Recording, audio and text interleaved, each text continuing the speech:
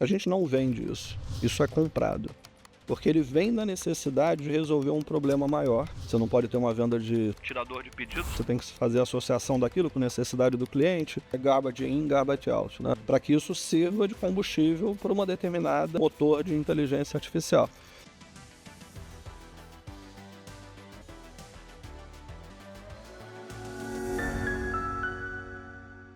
Fala galera, inteligência artificial, a gente já falou muito aqui dentro desse podcast Vamos de Vendas, mas hoje a gente resolveu fazer um episódio totalmente dedicado a isso. E a gente vai desde a infraestrutura, a tecnologia por trás disso, até as aplicações práticas de como a inteligência artificial está transformando o nosso dia a dia em vendas. Eu sou o Gustavo Pagotto, fundador da Pipe Lovers, embaixador do Zoho CRM, e esse é um podcast dedicado para você que é empreendedor, líder empresarial, diretor de vendas, gestor comercial, que quer levar sua máquina de vendas para um novo patamar, ouvindo grandes especialistas de vendas do Brasil e do mundo que estão aqui toda segunda-feira em um novo episódio para alimentar você com o que tem de mais moderno e tendências dentro do nosso mundo de vendas. Toda semana um novo episódio, então não deixa de seguir o nosso canal, favoritar o sininho aí, porque sempre que sair um novo conteúdo você recebe um alerta e pode consumir imediatamente. Também não deixa de seguir a gente nas redes sociais, @Vamos de Vendas Podcast, @Zorro Brasil e me segue lá também, @Gu Pagotto. Para esse episódio de hoje aqui, trouxemos o Guilherme Furken, ele que é Latam Enterprise Sales Manager da NVIDIA, já tem uma longa carreira no mercado de tecnologia, trabalhando com networking, com parceiros, já está aí há alguns anos dentro da NVIDIA. Guilherme, grande prazer ter você aqui comigo, cara. Conta um pouquinho do seu papel hoje aí na NVIDIA, um pouco de como é que você chegou nessa cadeira. A gente estava falando aqui um pouco antes de começar o nosso episódio que, a velocidade com que as coisas acontecem na NVIDIA é uma das coisas que tem mais se chamado a atenção aí nessa organização. Bom, obrigado e um prazer estar aqui representando a NVIDIA nesse bate-papo, né? Eu estou na NVIDIA hoje responsável por duas principais indústrias, que é telecomunicações e varejo, e também uma responsabilidade horizontal de networking, que a NVIDIA adquiriu em 2020 a empresa que eu estava trabalhando, Mellanox, e hoje é um portfólio super importante para a gente conseguir fazer entrega de grandes infraestruturas e plataformas computacionais aceleradas por GPU para resolver problemas complexos e precisa de rede dentro dessa arquitetura. E a minha vinda para a NVIDIA foi isso, foi uma aquisição. Então eu costumo dizer sempre que eu sou um cara sortudo, porque eu estava no lugar certo, na empresa certa, com essa aquisição incorporando a NVIDIA, que é uma empresa que me surpreende, apesar do tamanho dela, né? Se a gente olhar a market capitalization, hoje é uma das empresas mais valiosas do mundo, ela trabalha como uma startup.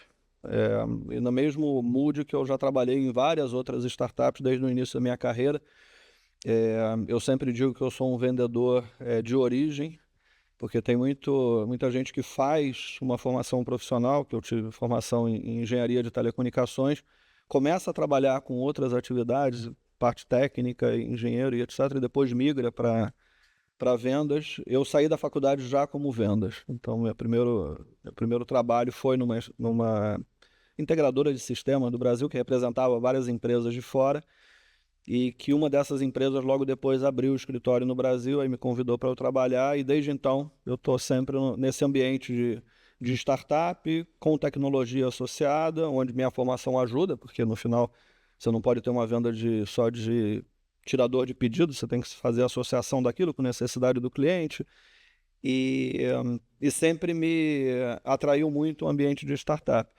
E hoje eu me vejo trabalhando há 6 anos numa startup chamada NVIDIA, porque a velocidade e a forma com que a gente não só responde ao mercado, mas a gente cria mercado, é completamente diferente e é um ponto fora da curva. Então tem uma felicidade grande de estar aqui hoje representando a empresa. E o que é interessante da NVIDIA, né? Muita gente passou a conhecer o nome, passou a conhecer a marca mais recentemente, né? Por todas essas discussões da infraestrutura de inteligência artificial, mas é uma empresa que já tem, mais de 3 décadas, né? Enfim, vários segmentos de mercado. E acho que conectando isso um pouco com a sua experiência, né? O que é interessante? Muita gente que está no mercado de tecnologia está lá vendendo caixinha. né? Tem produto pronto ou tem um software que é pronto. E no caso da sua experiência também do que você desenvolve dentro da NVIDIA, são as vendas de soluções, né? Ou seja, eu preciso construir junto com o cliente. Na verdade, o cliente tem um problema. Eu preciso, ou ele nem sabe que tem um problema, Ele não sabe. né? E você tem que ir lá educar ele do que vocês têm visto em outros lugares do mundo. Eu queria que você falasse um pouquinho como que essa mudança, né, de para um comercial entre, pô, eu tenho um produto pronto, eu vou sair para o mercado para vender o que eu tenho, ou não, pô, eu preciso saber entender a realidade dos clientes, do mercado, com um nível de super senioridade como você tem, para conseguir levar esses clientes a fazer grandes projetos que muitas vezes mudam na infraestrutura nacional de um país. Como que é esse processo, cara? Então, a gente, apesar da gente monetizar na venda de hardware, né, não só da GPU, mas outros tantos componentes que integram a plataforma da NVIDIA, a gente não vende isso. Isso é comprado. Uhum. E por que ele é comprado? Porque ele vem da necessidade de resolver um problema maior. E para resolver esse problema, a gente mostra para o cliente ou para o parceiro que ele, utilizando essa infraestrutura computacional acelerada por GPU, multipropósito, é assim que é o mote da empresa, né? Ele consegue resolver aquele problema com menor custo computacional, então ele vai precisar de muito menos máquina do que ele precisaria numa solução tradicional, mais rápido, e às vezes o fator tempo é super importante, e com maior precisão. Uhum. Então, a acurácia do que ele está buscando em resolver, eu consigo fazê-la também com uma acurácia melhor. E o fator tempo, ele é super importante nessa busca de construir uma solução para o problema do cliente. Imagina que ele está querendo saber quanto que ele vai vender, fazer uma predição de venda do negócio dele. Não adianta ele saber no sistema, ele criar um modelo todo bonitinho, então pegou cientista de dados, pegou engenheiro disso, daquilo e tudo, e aí ele chegou num modelo super, uma acurácia super legal, mas ele sabe o que ele vai vender semana passada. Ele criou o modelo, ele E ele criou a sabe o que solução. ele ia vender, e aí ele não tinha estoque e aí não vendeu, né? Exato. Então, o fator tempo ele é importante dependendo do que a gente está tentando resolver e a acurácia também. Quando a gente fala de predição de vendas, cada percentual, se a gente for no mercado de varejo, por exemplo, cada percentual de acurácia no sistema de predição, isso significa uma grana danada. É um mercado que trabalha com uma margem muito ajustada, 3, 4% no resultado final. Então, a busca pela acurácia também é super importante. Então, o que a gente faz como vendas não é falar eu tenho uma plataforma computacional. Isso é pouco interessante no início. A gente quer muito mais saber qual é o problema dele. E às vezes a gente tem que fazer um processo de investigação, porque às vezes ele não sabe que tem um problema. E a gente começa a dar exemplos de outros clientes que desenvolveram sistemas, por exemplo, de predição de vendas, e que ele aumentou o resultado dele porque ele conseguiu expandir categoria no varejo, ele conseguiu fazer isso com uma precisão maior a cada semana, então ele sabe o que ele vai vender semana que vem. Quando a gente explica isso para o cara, epa, eu não tenho isso hoje. Eu tenho um grande problema, que é exatamente isso. Eu não sei o que eu vou vender, com isso eu não consigo determinar uma estratégia de compras, ou de supply chain, ou de fabricação e etc. Então a gente faz muito essa identificação, e aí tem que ser uma venda mais executiva, né? E a gente procurar essas dores, e aí a gente traz um ecossistema que já endereçou aquilo, ou que possa endereçar aquilo para o determinado cliente, e com isso a gente começa a caminhar num processo onde a infraestrutura vai ser necessária. E essa infraestrutura ela pode estar on-premise, pode estar no cloud, pode estar híbrido, aí depende muito do workload, depende muito desse processo que ele construiu para aquela dor, aí a infraestrutura ela vem com uma consequência. Isso aí conversa muito com uma coisa que a gente fala muito aqui no podcast, que é o vendedor, num mundo de vendas cada vez mais complexo que a gente está hoje, ele tem que entender profundamente sobre negócio.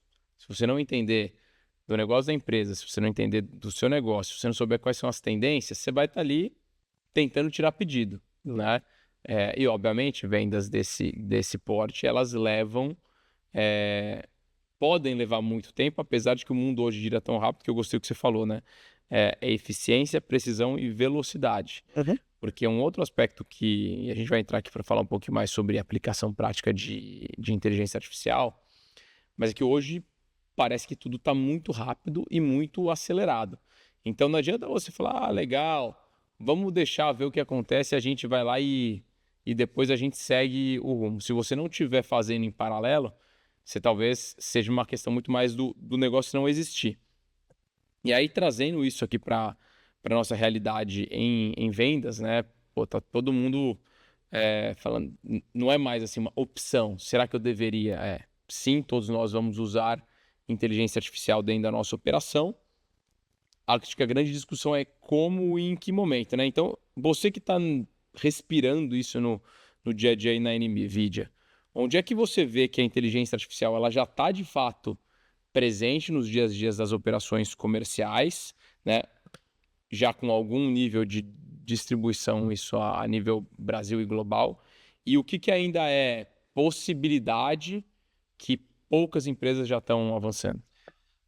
Olha, uma parte que já é disponível, e aí tem todos os copilots e ferramentas de mercado, fazer prospecção de cliente. Uhum. Prospecção de cliente, hoje, com tudo que tem de auxílio, né, através de modelos desenvolvidos por Gemini ou por Perplexity ou tantos outros aí, ficou muito mais fácil fazer prospecção. Eu, quando comecei a trabalhar com vendas, foi em 1990. Em 1990, o que eu fazia, e aí, através de cursos teóricos, né, de vendas, você tem que conhecer o seu cliente. Eu lia os balanços de empresas, eu assistia a entrevista de executivo, e ali começava a puxar informação para você qualificar, né? Qual é o desafio que ele tem como corporação, onde é que está o bônus desse executivo, e etc. Hoje ficou muito mais fácil.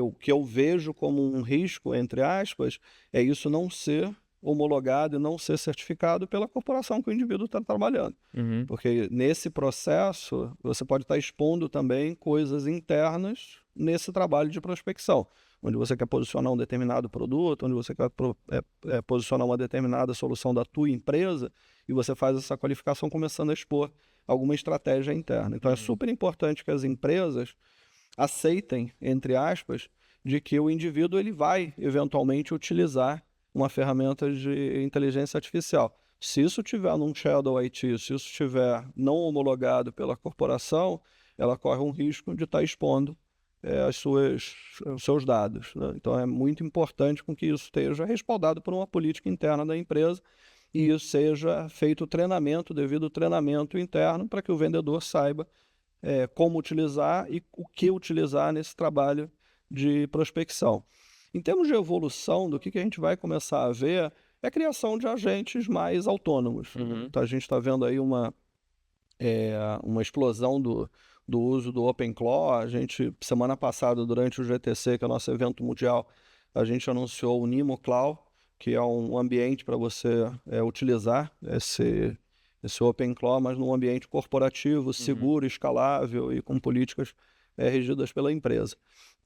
E isso tem que ser feito de uma maneira muito cautelosa. Ainda a gente está no início da construção desses agentes autônomos, mas ele eventualmente pode ser um grande auxílio, porque eu vou colocar as rotinas, as atividades rotineiras dentro de um agente autônomo que ele me ajuda no dia a dia, né? De ver como é que está o andamento de um projeto, a entrega e outras coisas que ele pode fazer, pode estar automatizando isso. Mas, de novo, apesar de todo o boom que o OpenClaw teve aí nas últimas semanas, a gente ainda precisa maturar isso ao longo do tempo e utilizar. Aí uma opção é o Nimo Cloud, que a gente anunciou semana passada, dentro de um ambiente regido pela corporação e com essa preocupação de segurança e de escala enterprise, né? E aí entra, né? Você tocou no ponto, né? Se a gente olhar para a realidade da grande maioria dos consumidores e usuários de qualquer coisa que for no mundo hoje, são tecnologias como o WhatsApp. Pô, no WhatsApp, todo mundo usa. Há 5 anos atrás, as pessoas falam, não pode conversar com um cliente via WhatsApp, não dá para mandar uma proposta pelo WhatsApp, cara. Hoje em dia, isso é totalmente acessível, disponível para todo mundo. Eu diria que toda essa revolução da inteligência artificial e dos agentes e dos copilots e dos muito mais coisas que estão vindo aí ao longo das próximas semanas, as empresas vão ter que se preocupar em ter sua governança, né, de IA, ter suas políticas, ter suas regras e ter as suas plataformas que vão conseguir fazer isso. Eu diria, e eu vejo, a minha empresa é uma empresa pequena, né, não é uma corporação, tenho 30 funcionários lá, a gente não tem pessoas preparadas para ter todos esses níveis de discussão. Então, você diria que essas soluções, né, como o Nimo que você comentou, é o que vai ajudar a popularizar isso em todos os níveis de empresas para que todo mundo possa usar IA de uma forma mais segura, mais estruturada, senão vai virar meio que velho oeste aí, todo mundo, cada um baixando seus apps. Essa tem que ser a orientação, né?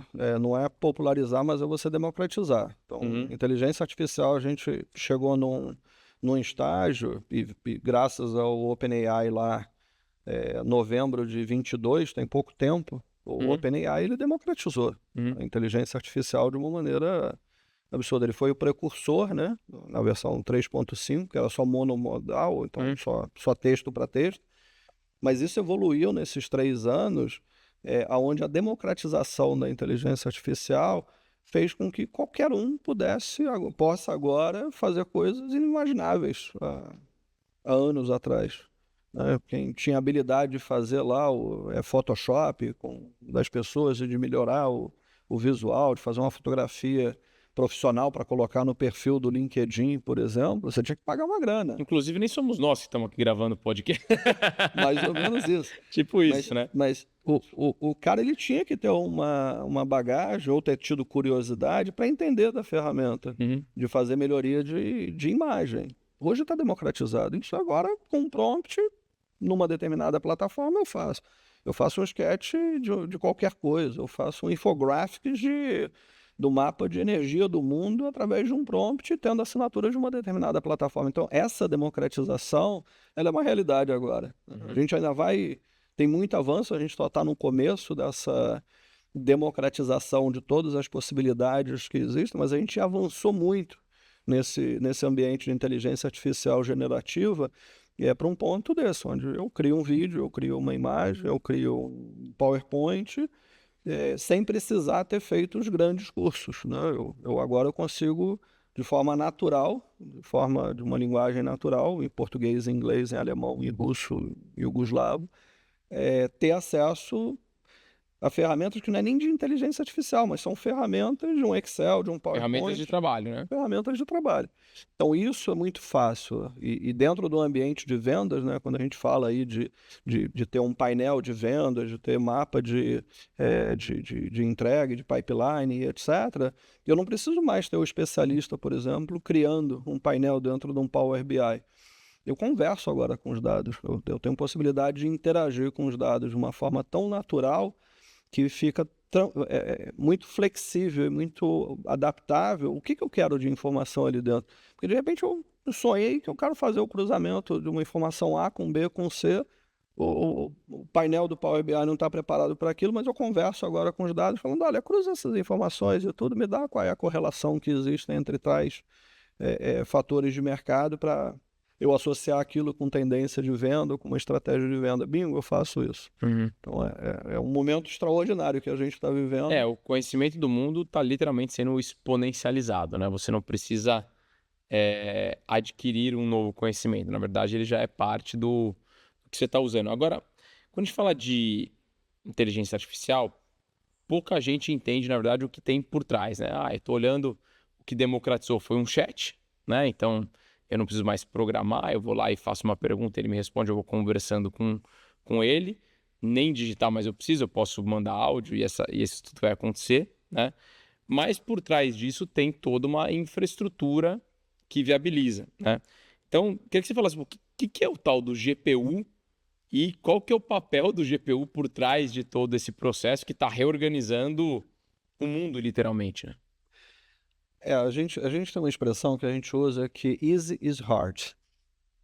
O que é o easy is hard? É o conceito de você chegar em casa, ligar a luz e a luz acender. É muito fácil. Você liga teu celular, meus filhos nem sabem o que é entrar na internet, coisa que aquele barulhinho do modem, né? Entrar no Windows, né? C2 Win. Também. Então, o mundo se tornou, essas coisas todas se tornaram muito fáceis, né? De telecomunicações, de água, de luz, de transporte público e etc. Mas por trás existe uma complexidade grande.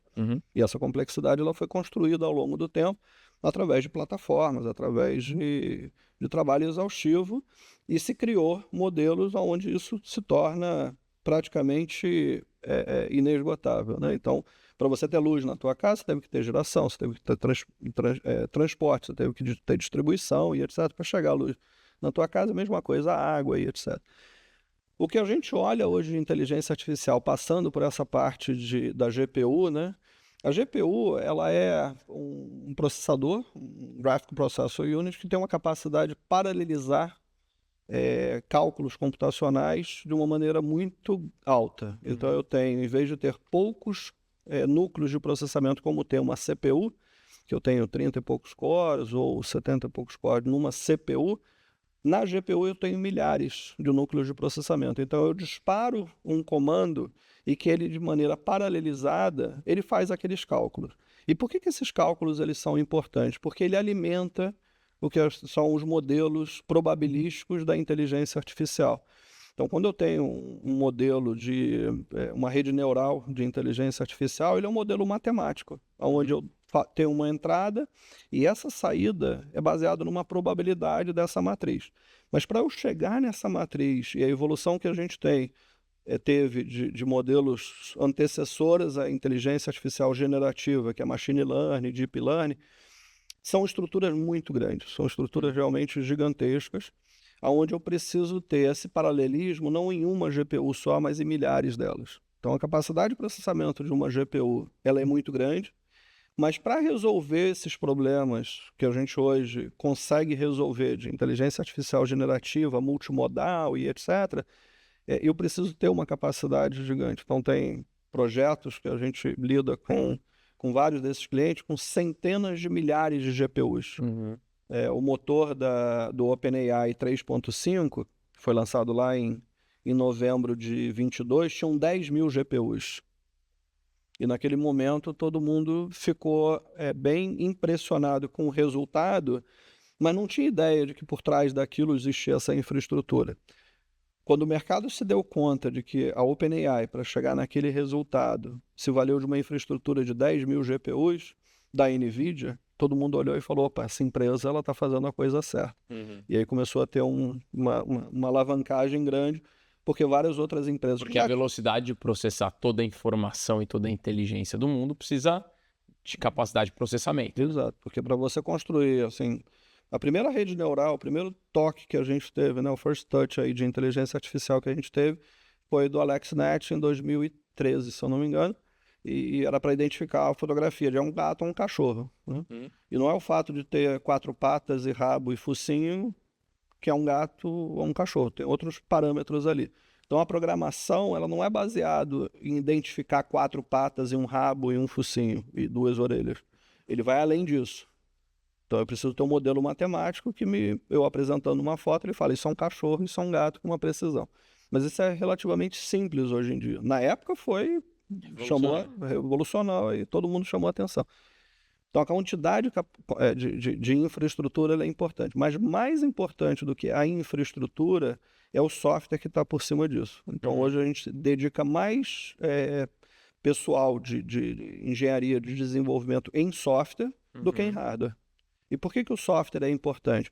Porque eu preciso munir o mercado com ferramentas e SDKs e bibliotecas e plataformas que possa ajudar o desenvolvedor a desenvolver soluções de uma maneira muito mais rápida do que ele tem que fazer programação de baixo nível. Então hoje a gente tem literalmente milhares desses toolkits para que o desenvolvedor ele possa resolver um problema, seja de predição de vendas, ou identificação de uma câmera, ou a parte de simulação de uma proteína, para uma análise de fármaco, de uma maneira rápida, mas ela também de uma maneira eficiente. É isso que a gente se dedica. Ou seja, né, você está olhando, e acho que você foi além aqui, né, para falar desses toolkits, né, de desenvolvimento. Como você sabe quais são esses problemas complexos, né, que voltando lá um pouco para trás, né, dessa venda super complexa, você já sabe quais são os grandes problemas complexos, você já sabe o esforço que demanda para processar toda essa informação. Você começa agora a liberar esses toolkits que vai viabilizar com que mais empresas consigam utilizar isso. E um dos tipos de aplicações está no nosso mundo aqui de vendas, né? Então, quando a gente olha para um CRM, né, vinculado com inteligência artificial, eu tenho muitas possibilidades, afinal, o CRM é um System of Records, né? Um sistema de registros que vai ter ali muitos dados da companhia, só que é a mesma coisa, né? Por trás desse CRM, eu posso potencializar, eu posso tunar esse CRM com inteligência artificial. Agora, qual que é a base de tudo isso? Assim, você estava falando de previsibilidade também, né? Que tipo de preparação que uma empresa precisa fazer para conseguir aplicar a inteligência artificial de fato no seu CRM? E já complicando a pergunta, né? A maioria das empresas está com essas bases de dados ferrada. Como é que o cara revive o passado agora?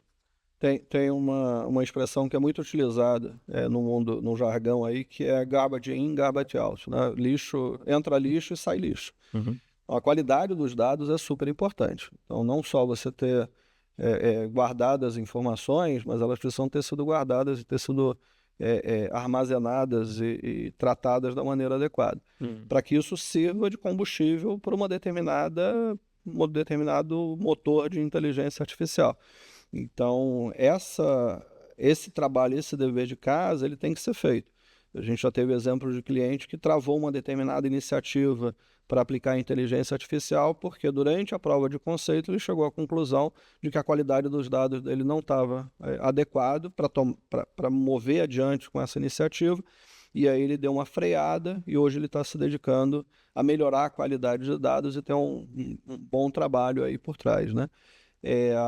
Ficou muito mais fácil trabalhar hoje com dados não estruturados, então isso é um avanço também que a tecnologia, porque até então, até pouco tempo atrás, eu precisava ter dados estruturados para fazer... E cruza a tabela análise. daqui para cá, enfim, bases únicas.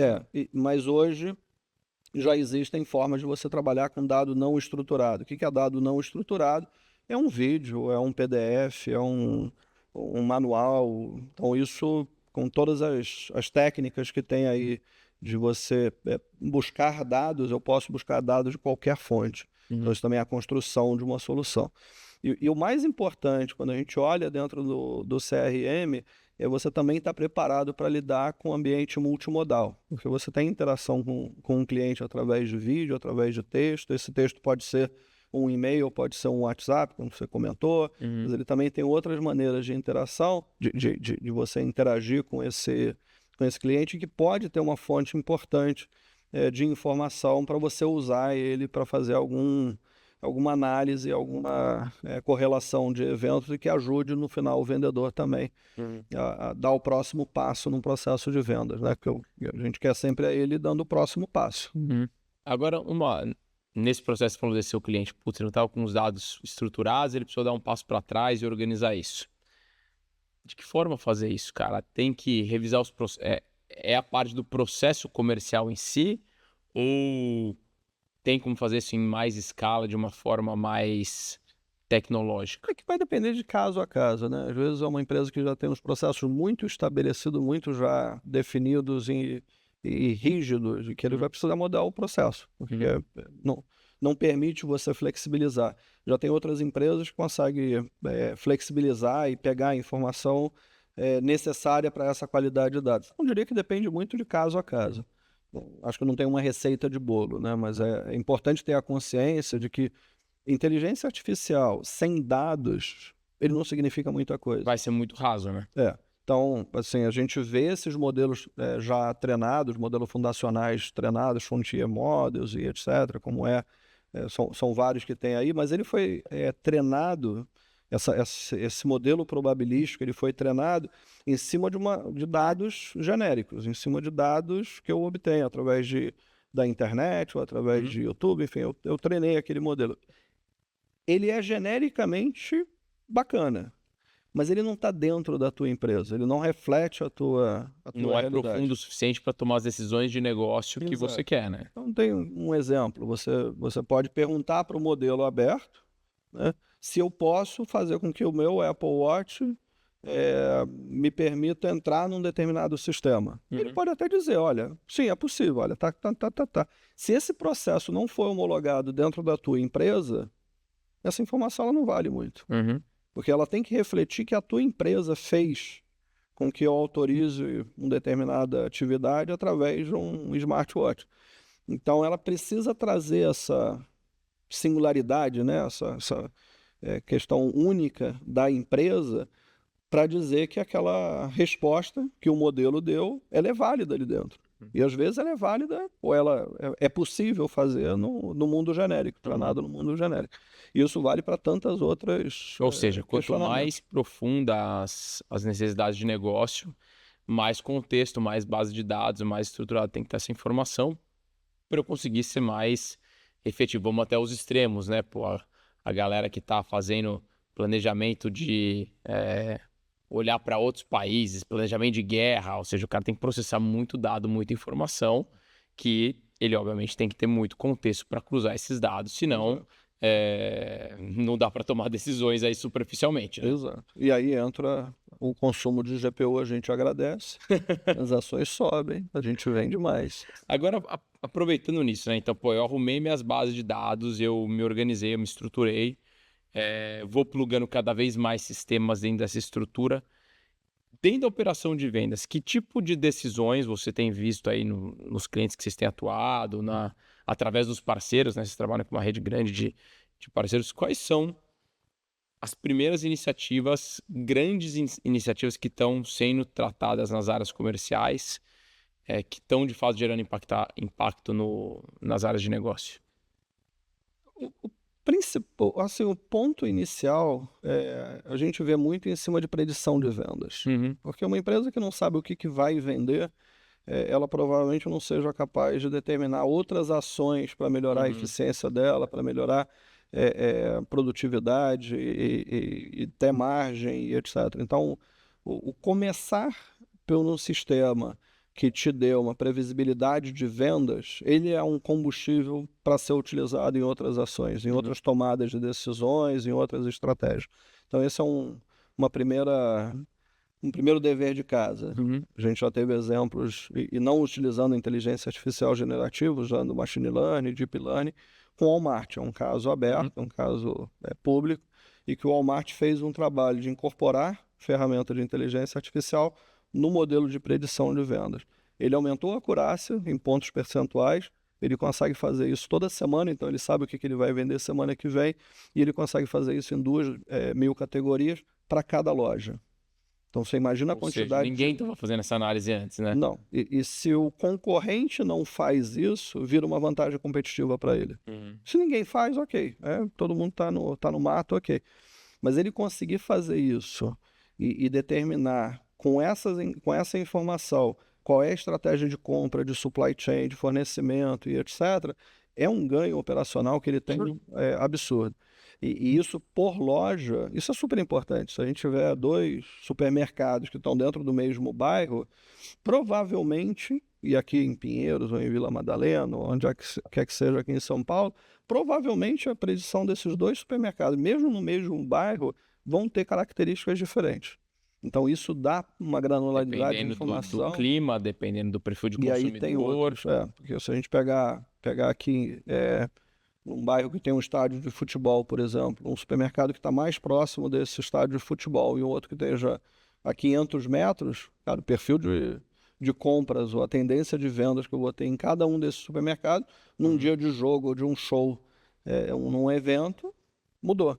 Né? E eu tenho que saber isso para me planejar melhor e para tomar ações tanto de marketing, quanto de vendas, quanto de compras, de supply chain. Agora, dentro dessas bases, você tem visto as empresas se preocuparem mais em construir data lakes, ou seja, bases de dados de fato, ou elas estão usando os seus próprios sistemas de CRM como os principais repositórios, né? Obviamente a gente está aqui num podcast do Zorro CRM e acho que essa é uma grande dúvida de quem está olhando para as ferramentas de CRM. Eu posso ir lá e construir o meu CRM do zero lá usando um Lovable da vida, ou eu deveria me preocupar em ter os sistemas que são mais parrudos, que vão garantir que eu tenha uma infraestrutura de input de informação, que isso vai ser multiplicado em outros cenários?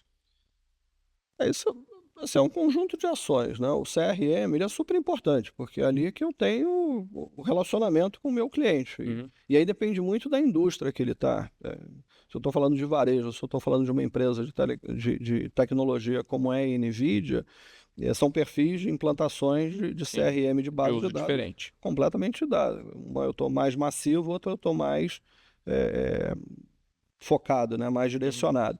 Então depende muito da indústria que essa empresa, que esse cara de vendas ele está inserido, né? Então não dá para normalizar tudo dentro do mesmo processo, porque, de novo, depende. E ciclos de vendas também, eu tenho ciclos de vendas diferentes, dependendo da indústria, mais de consumo, sabe? É uma coisa mais imediata, quando a gente vai para o ambiente de tecnologia ou de alguma coisa de valor agregado, a gente está falando também de um processo de tomada de decisão e de estratégia que pode demorar aí, né, algumas semanas, alguns meses ou até anos, né? Então, depende. Acho que... Acho que a grande complexidade hoje, né, que eu tenho visto na prática nas empresas é isso, né? A gente passou pelo momento onde surgiram trocentos mil apps, né? Ou seja, começou a surgir até solução para controlar volume de logins, se a gente está usando as licenças de tudo que foram contratados ou não.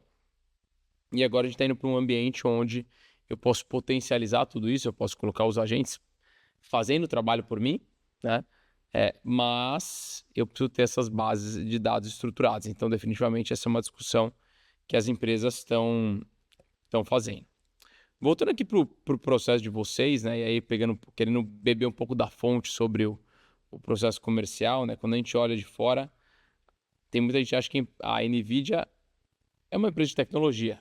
De fato, ela é uma empresa de tecnologia que vende a tecnologia, mas na prática o trabalho comercial de vocês ele tem uma construção de mercado, né? Eu preciso orquestrar todo um ecossistema que envolve infraestrutura, que envolve software, que envolve parceiro, que envolve o cliente final, que muitas vezes envolve o setor público, ou seja, para resolver grandes problemas. Eu gostei do que você falou, né? Como que é a frase lá? Para parecer fácil, é muito difícil parecer fácil, né? tudo que é fácil é difícil, É né? isso aí. Na retaguarda é difícil. Como é que muda o papel do vendedor nisso aí? Porque o vendedor, para vender, vamos vender aqui esse celular, beleza, o cara vai lá te vender aqui esse celular. Agora, cara, vamos mudar a matriz energética do país, vamos mudar a forma como, como é que começa o papel desse vendedor? Não começa mais vou começar aqui para te prospectar, vou te entregar um folhetinho. Tem um trabalho muito prévio de inteligência, de estudo. Muda totalmente a nossa profissão de vendas, né? Muda. Hoje, assim, a NVIDIA, a gente vende, não é a solução, porque a solução é entrega através de um ecossistema, né? Mas o que a gente tem é a abordagem de identificar dores complexas. Então, a NVIDIA, a gente se dedica a resolver problemas que nenhuma outra empresa consegue resolver. E por que a gente gosta de se dedicar nisso? Porque, eventualmente, a gente está abrindo um mercado que nem existe. Então, essa é uma característica forte da NVIDIA. A gente começa pelo que é chamado de $0 billion, né? Então, um mercado que não vende 1 bilhão, mas a gente começa e, eventualmente, isso... Porque todo mercado bilionário um dia foi zero, né? Começar, você tem que começar do começo, né? Então, isso faz parte da natureza. Muito legal. E quando a gente faz essa abordagem no mercado, a gente começa de coisas desconhecidas. Identificar problema e fazer prospecção de algo que às vezes nem foi ainda tocado ou abordado. E isso acontece no dia a dia. E quando a gente faz esse tipo de identificação, a gente mostra para o cliente que vale a pena tocar naquela dor, e a gente tem experiência passada de ter feito isso em outra indústria. A gente traz muita analogia, às vezes, de outras indústrias, né? E a respeito do papel do ecossistema, assim, como a NVIDIA eu não vendo nada direto para o mercado, eu vendo através de algum fornecedor, seja de infraestrutura no cloud, seja de on-premises ou tecnologia embarcada, por exemplo, em área médica, a gente tem parceria com empresas de equipamentos médicos e tem a nossa tecnologia embarcada. Eu não tenho a solução final, eu tenho já benchmark do que eu resolvi através desse ecossistema. E quando eu faço isso dentro de um cliente, o primeiro ponto que a gente faz é identificar o que ele já utiliza, o que ele já tem utilizado de empresas que eventualmente sejam parceiros nossos, né? Então, qual é a empresa que ele está utilizando para CRM se a gente quer colocar um motor de inteligência artificial para melhorar a identificação de sentimento ou análise? Eu não vou reinventar a roda e se ele já está utilizando um fornecedor, e o mesmo vale quando ele está fazendo um projeto, por exemplo, para mitigar risco de multa trabalhista.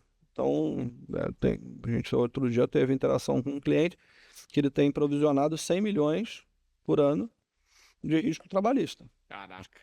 Né, Acho que dá para gastar um dinheirinho aqui para tentar mitigar esse problema, né? Mas quem fez esse trabalho já foi uma empresa de consultoria, que é parceira nossa. Então, eu não tento reinventar a roda. Você já está trabalhando com essa empresa de consultoria, vamos conversar com ela, porque, de repente, esses 100 milhões que está sendo provisionado, ele pode, eventualmente, usar uma ferramenta que é chamada de VSS, Video Search and Summarization, para fazer a identificação de processos que necessitam utilizar a EPI, né, de equipamento de proteção de funcionário, e alarmar e diminuir o risco de ter uma multa trabalhista porque teve uma fiscalização numa área que precisava ter um EPI e não está sendo utilizado. Então, essa empresa de consultoria que identificou essa vulnerabilidade, que alertou o financeiro que ele precisava provisionar isso no balanço como reserva para multa trabalhista, e aí isso virou um projeto, porque agora essa empresa de consultoria ajuda a gente a reduzir esse custo, esse risco. Então, eu trabalho muito de colaboração, né? Legal. E aí tem um universo gigantesco. A gente hoje tem a felicidade de trabalhar com as grandes empresas hoje de software de mercado. Assim, praticamente todas as empresas de software já se conscientizaram de que o uso de inteligência artificial dentro de suas plataformas pode ser incorporada como um copilot ou pode ser incorporada como uma expansão de caso de uso, seja de que indústria for. Então a gente tem isso e a gente vem buscando expandir esse universo de parceiros, né? Então um dos trabalhos que a gente faz também como prospecção de aonde ajudar o cliente é identificar com ele aonde que ele está gastando hoje em infraestrutura computacional tradicional, CPU. E às vezes a gente chega em cenários onde ele tem dezenas de milhares de núcleos de processamento de CPU, e isso gera um custo grande para ele, tanto direto quanto indireto, porque ele pode estar incorrendo ali com um tempo de processamento muito longo, ou consumo de energia alto, ou custo mesmo de uma nuvem.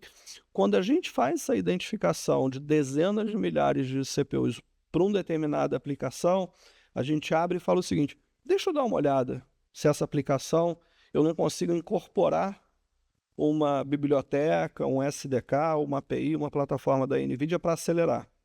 Quando eu faço isso, eu mostro para o cliente que se ele fizer essa incorporação de uma biblioteca nossa, o custo computacional dele reduz, e aí a ordem de magnitude, isso não é promessa, mas é benchmark que a gente tem, cara, chega a reduzir 10, 20, 30 vezes. Assim, ou seja, ele consegue ter as respostas mais rápido e toma ações de negócio mais rápido. Em vez de milhares de servidores que geram um custo para ele, tanto de aquisição ou de consumo, né, de milhões de dólares, ele reduz isso. Então aí chega num ponto de que ele olha e fala: opa, peraí, isso aqui me interessa. Eu vou fazer isso daqui. E aí ele tendo resultado, isso reflete diretamente no balanço dele. Então eu não fui nem numa abordagem de incorporar, às vezes, ou de mostrar para ele um algoritmo de inteligência artificial. Foi mais básico. É a mesma aplicação que ele tem, só que agora acelerada por GPU. E aí quando eu faço isso numa casa de software, eu consigo escalar. Eu consigo agora fazer... Porque ela pega múltiplos clientes com o mesmo tipo de problema. Imagina, ele é uma software house, onde ele tem isso daí instalado em centenas e milhares de clientes, que somando tudo dão milhões de núcleos de processamento CPU tradicional. Eu incorporei uma biblioteca que acelera, agora esses clientes não precisam mais desses milhões de CPUs, eu reduzo. Aí tem um impacto ambiental, porque aí eu tenho um consumo menor de energia, eu tenho um footprint menor também de data center, eu tenho um impacto. Você vê que não é uma venda de produto, ele é muito mais investigatório do que eu vender uma coisa que já está pronta. E muitas vezes vai mudar na estratégia de negócio da companhia, né? Totalmente, totalmente. E essas decisões, elas, muitas vezes, ela tem que ter o embasamento de uma empresa grande de consultoria, que são parceiros nossos. E eles entendem exatamente que a incorporação desse tipo de estratégia ajuda o cliente dele e ele nos ajuda a multiplicar isso também. Então, respondendo a tua pergunta do ecossistema, é um ecossistema gigante e complexo. Às vezes... Acho que a parte boa do que a gente está vivendo dentro desse ecossistema agora é que as empresas estão percebendo que é uma revolução em curso, né? E elas precisam procurar, né? Você falou das consultorias, elas precisam procurar esses advisors que vão ajudar a apontar onde estão esses problemas e começar a tentar dimensionar o potencial ganho, o potencial impacto para ir atrás desses projetos. Não dá para sair por aí fazendo projeto, vamos fazer aqui porque vai dar resultado, porque são altos valores e se fizer torto, a conta não vai fechar, né? Exato. Ou pode cair num problema de custo exponencial. Então, também com a tokenização, né, de você consumir tokens, ele é super favorável, porque você, de uma maneira muito rápida, você consegue fazer um MVP, uma solução para mostrar que aquela tese está ok, etc. Mas tem que ter uma visão também a médio e longo prazo. Porque se isso for incorporado no processo para todos os funcionários, dependendo do tamanho da empresa e etc., você começa a ter um efeito exponencial e que não ajuda o mercado. Sim. Porque a partir do momento que eu tenho isso, o executivo pode olhar e falar, poxa, o caso de uso era muito interessante, de eu incorporar isso aqui num determinado processo de venda para fazer análise de sentimento, da interação com o cliente, etc. e tudo. Mas, poxa, a gente começou com um custo de 10 e, de repente, esse custo virou 1.000, virou 10.000, virou 100.000, a conta não fecha. O que ele faz? Ele bota o projeto na gaveta. Porque não foi bem arquitetado, né? Porque não foi. Ele só pensou a curto prazo. Então, ele olhou que para construir um prédio, se ele montasse um estúdio de vendas, né, aquele standzinho de vendas, pô, legal, eu mostro ali o apartamento.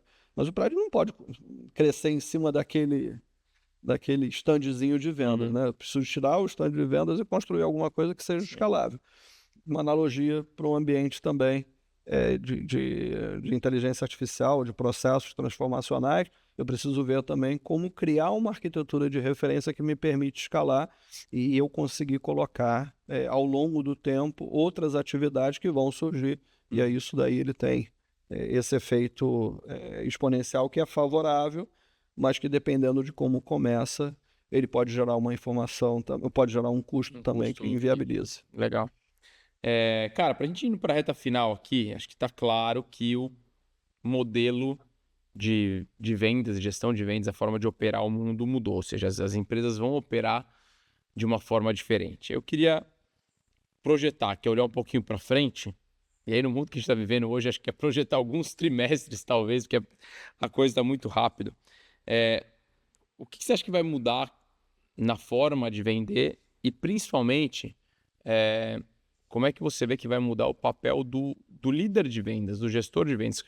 O que essas pessoas vão deixar de fazer e onde elas vão investir mais o tempo delas no mundo onde o conhecimento pode ser exponencializado, as análises podem ser automatizadas, mas ainda tem um elemento humano de conseguir conectar as pessoas para viabilizar essas transformações.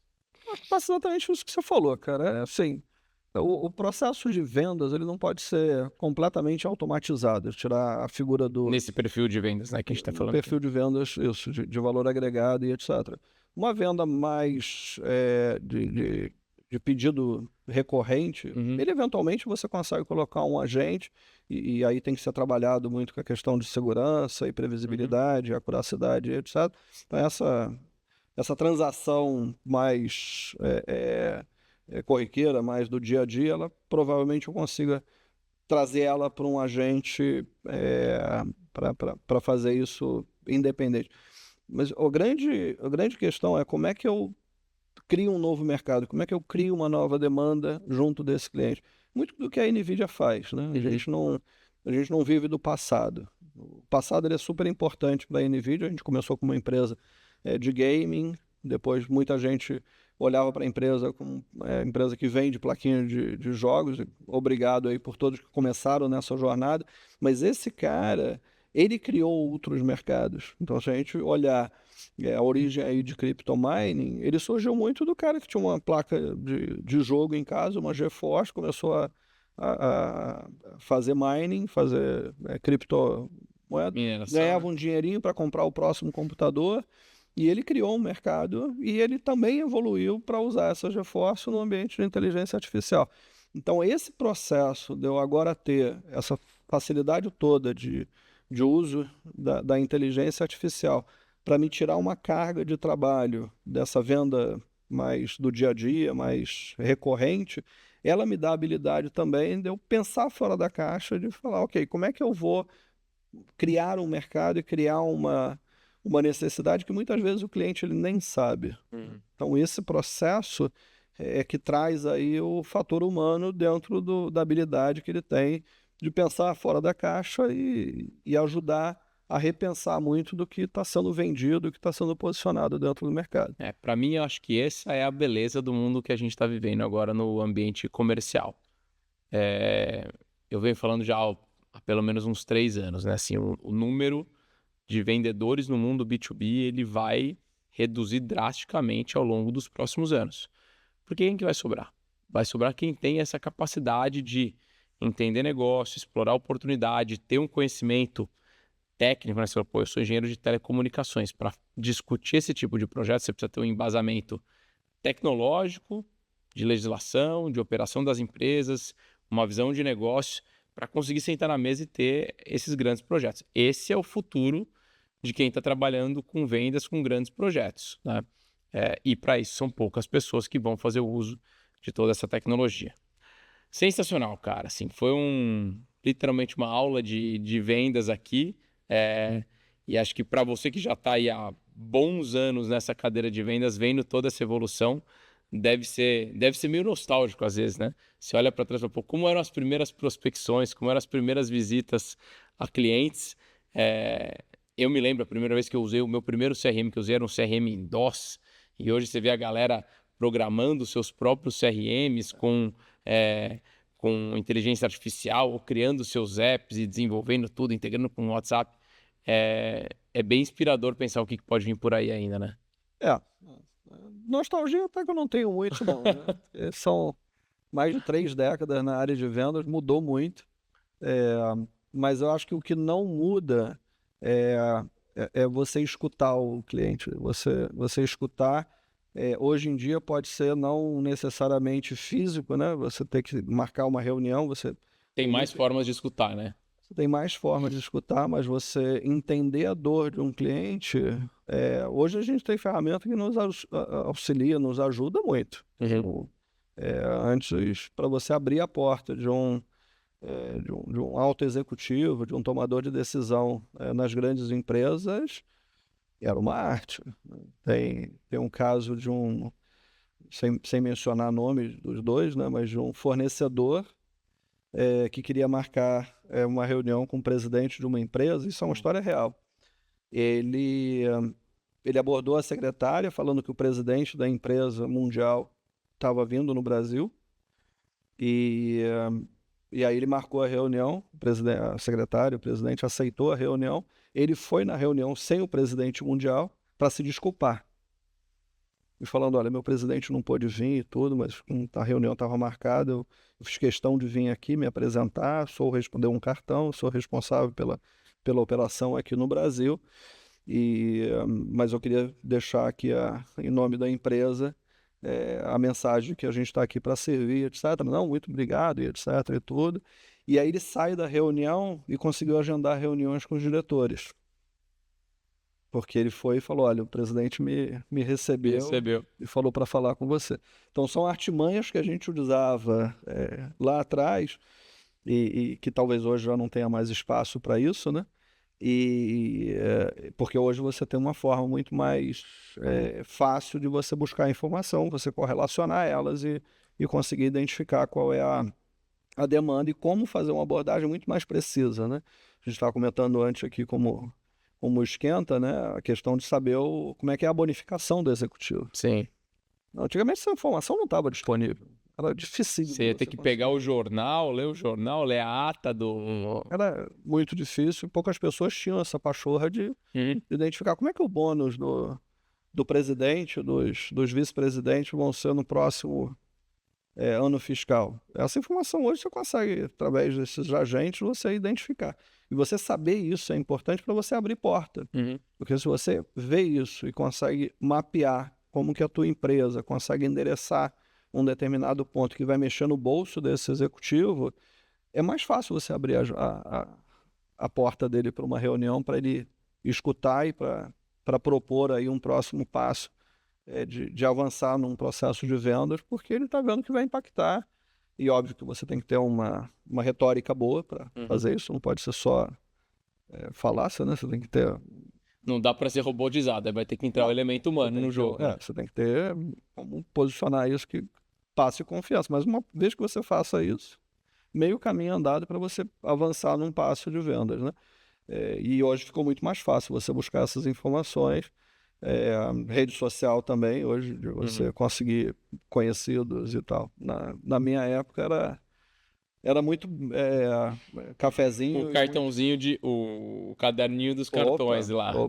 Era super importante. Você organizar aquilo tudo era uma era um ativo, era um ativo. Eu tenho em alguma gaveta aí, tenho guardado alguns cartões de visita. Eu tenho um dos melhores vendedores que eu contratei na minha vida, assim, a gente, na época eu trabalhava na TOTS, e aí a gente, no processo seletivo, aí o cara, não, tal, mas como é que é sua rede de relacionamento? Não, peraí. O cara tirou da mochila, assim, a caixinha dele, falei, tá contratado. Esse aí já tem a base de prospecção. Mas isso já tem uma década. Ou mais, não, isso mais. Isso aí foi 2012, já tem uns 15 anos essa brincadeira. Mas era isso, a gente andava com os cartõezinhos e anotado muito em papel também. Aí depois entrou a Palm Pilot também para ter um devicezinho com as informações. São histórias boas de contar aí. Muito bom. Quem já tem décadas, eu não gosto de falar muitos anos não, porque aí fica muito dígito, né? Eu falo em décadas, que é mais resumido, né? Gera menos impacto. 3 décadas. Tenho muitos amigos... ex-clientes, clientes que viraram amigos também. Então, o bom de ser vendedor por longa data é que você cria também amigos que eram clientes e viraram amigos, né? É isso aí. Guilherme, que aula, cara, sobre venda, sobre tecnologia, sobre relacionamento. Para a gente fechar aqui, palavras finais, cara. Quem quiser saber mais sobre NVIDIA, quem quiser se conectar contigo, qual é o melhor caminho, o melhor canal aí para chegar em você ou em vocês? Assim, eu particularmente, LinkedIn, né? Guilherme Furquim, no LinkedIn, tem lá maneira fácil de mandar mensagem. NVIDIA, redes sociais, a gente tem canal no LinkedIn, no YouTube, no Instagram. Esqueci de algum? Não, acho que são esses. A gente está sempre publicando casos e entrevistas. A gente tem dentro desses canais aí o Explica aí e alguns outros podcasts que a gente faz, não só com o pessoal da NVIDIA, mas convidando clientes e parceiros para eles contarem um pouco de casos de uso. Aí é muito tropicalizado, que a gente está trazendo o nosso ambiente, não só do Brasil, mas da América Latina. E tem sempre as programações ao longo do tempo aí. E através dos nossos parceiros, né? De novo, a gente não vende nada direto. Sempre através da rede de parceiros que vocês têm. E esses parceiros eles estão super capacitados também de representar a NVIDIA, de entregar soluções. A gente gosta de estar também dentro dessa comunicação, e muitas vezes a gente, como é muito rápido, né? Então o tempo todo tem coisa nova saindo, às vezes a gente identifica que existe uma evolução, uma nova plataforma, um novo framework que pode resolver o problema, e às vezes o parceiro ainda não está a par daquilo dali, ou porque ainda é muito novo, porque ainda está num early stage, ainda está num estágio inicial interno dentro da empresa. Então pode nos conectar. Muito bom. Agradeço aí o convite. É isso aí, gente. Estamos chegando ao final de mais um episódio aqui do Vamos de Vendas. Por enquanto, 2 humanos aqui nesse episódio, compartilhando suas experiências de algumas décadas em vendas B2B. Falamos muito aqui de tecnologia, como que isso vai impactar no nosso dia a dia, como as empresas vão passar a operar como a gente vai processar cada vez mais informação para ser cada vez mais rápido, mais ágil, mais assertivo e, como vocês já sabem, né? Se não postar, não acontece. Então não deixa de dar um print na sua tela aí agora, tira uma foto de onde você está assistindo o nosso podcast e marca a gente lá nas redes sociais, @VamosDeVendasPodcast, @Zorro Brasil, me marca lá também, @GuPagoto. Eu quero saber o que vocês estão achando do nosso conteúdo. Combinado? Por hoje a gente fica por aqui e vamos de vendas!